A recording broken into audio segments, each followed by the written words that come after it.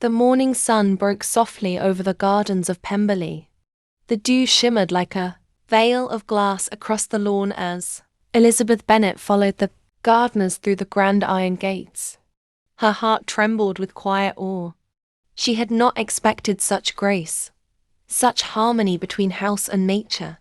Pemberley stood not as a monument of pride, but of balance, beauty, and restraint. As they approached, Elizabeth's unease deepened. This was Darcy's home, the place that held every trace of his character, his legacy, his family. What would it say of him? What would it whisper to her heart, now that she knew how unjustly she had once judged him?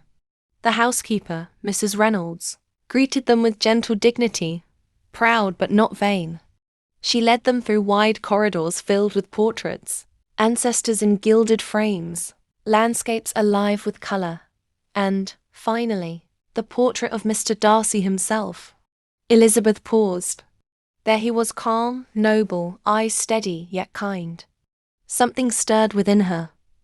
Mrs. Reynolds spoke warmly of her master. "I have known him since he was a boy.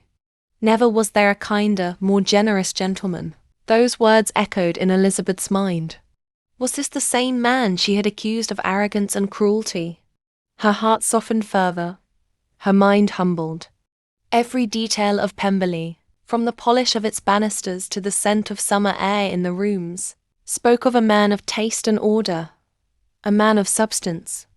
Then, as fate would have it, they met him, Darcy himself, walking down the path toward them.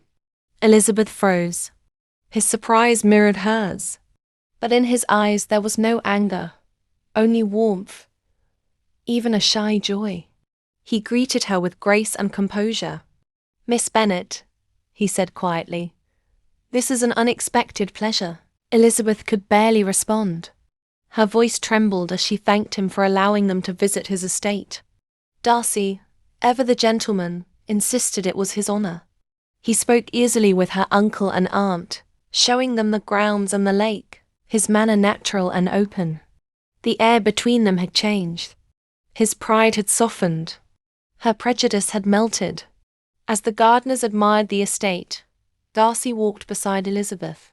He spoke gently, asking about her family, especially of Jane.